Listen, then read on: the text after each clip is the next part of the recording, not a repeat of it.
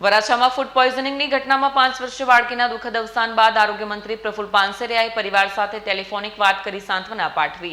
તેમણે postmortem report બાદ જરૂરી કાર્યવાહી કરવા જિલ્લા આરોગ્ય અધિકારી અને એસએમસી અધિકારીને સૂચના આપી. સુરતના વરાછા વિસ્તારમાં રેસ્ટોરન્ટમાંથી મંગાવેલા પંજાબી શાકનું સેવન કર્યા બાદ એક જ પરિવારના 5 સભ્યોને ફૂડ પોઈઝનિંગની અસર થવાની ગંભીર ઘટના સામે આવી છે. આ ઘટનામાં 5 વર્ષીય માસૂમ બાળકી આર્યાનું દુઃખદ અવસાન થયું છે, જ્યારે પરિવારના અન્ય 4 સભ્યો હાલ સદવિચાર હોસ્પિટલ પૂણા ગામ ખાતે સારવાર હેઠળ છે. ઘટનાની જાણ થતાં રાજ્યના આરોગ્ય મંત્રી પ્રફુલ પાનસેરિયાએ સમગ્ર મામલે તાત્કાલિક ગંભીરતા દાખવી જિલ્લા આરોગ્ય અધિકારી ડોક્ટર અનિલ પટેલ તથા એસએમસીના ડોક્ટર ઉમરીગર જોડે વિડીયો કોન્ફરન્સના માધ્યમથી ઘટનાની વિગતવાર માહિતી મેળવીને તબીબી અને વહીવટી કાર્યવાહી સુનિશ્ચિત કરવા સૂચના આપી છે. આરોગ્ય મંત્રી પ્રફુલ પાનસેરિયાએ મૃતક બાળકીના પરિવારજનો સાથે ટેલિફોનિક વાતચીત કરી દુઃખદ ઘટનામાં ઊંડી સંવેદના વ્યક્ત કરી છે. આરોગ્ય મંત્રીએ રાજ્યની તમામ રેસ્ટોરન્ટમાં સ્વચ્છતા, હાઇજીન અને દર્દીઓની સલામતી અંગે કોઈપણ પ્રકારની બેદરકારી ન રહે તે માટે સ્પષ્ટ આદેશ આપ્યો છે.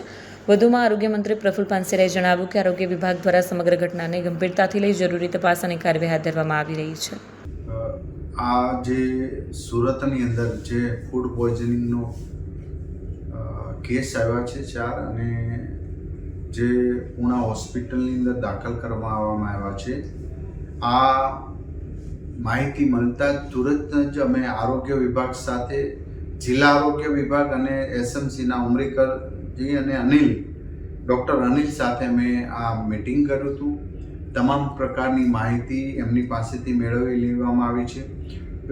પેશન્ટ જે હોસ્પિટલમાં દાખલ છે એ પેશન્ટ સાથે પણ વાત કરી છે, ડૉક્ટર હોસ્પિટલના છે એમની સાથે પણ વાત કરી છે. અત્યારે બધા જ પેશન્ટને ખૂબ સારું છે, કોઈ પ્રશ્ન નથી, પણ એક દીકરીનું મૃત્યુ થયું છે. એમનો પીએમ રિપોર્ટ હજી આવ્યો નથી. પીએમ રિપોર્ટ આવ્યા પછી ખ્યાલ આવશે કે વાસ્તવમાં એમને શું તકલીફ હતી, કઈ રીતનું. તો અત્યારે મારી પૂરી સુરત શહેરની ટીમ 9 ઝોનમાં તમામ રેસ્ટોરન્ટનું ચેકિંગ હાથ ધર્યું છે, સ્વચ્છતાનું હાથ ધર્યું છે. અને જ્યાં સ્વચ્છતા નહીં હોય તો અમને જાગૃતતા કરવામાં આવશે. શુદ્ધ ફૂડ લોકોને ખવડાવે એવી જાગૃતતા લાવશે. જ્યાં સીલ મારવાની જરૂર પડશે ત્યાં ચોક્કસ સીલ પણ મારીશું. અમારી આરોગ્યની ટીમ સતત આ પ્રક્રિયામાં સવારથી કામગીરી કરે છે. આમ તો રોજબરોજ કરતી જ હોય છે, પરંતુ સ્પેશિયલ ડ્રાઈવ સુરતમાં આજે તમામ રેસ્ટોરન્ટમાં ચાલી રહી છે. દીકરી મૃત્યુનું કારણ હજી પોસ્ટમોર્ટમ રિપોર્ટ આવે પછી આગળની તપાસ પોલીસ વગેરે કરશે.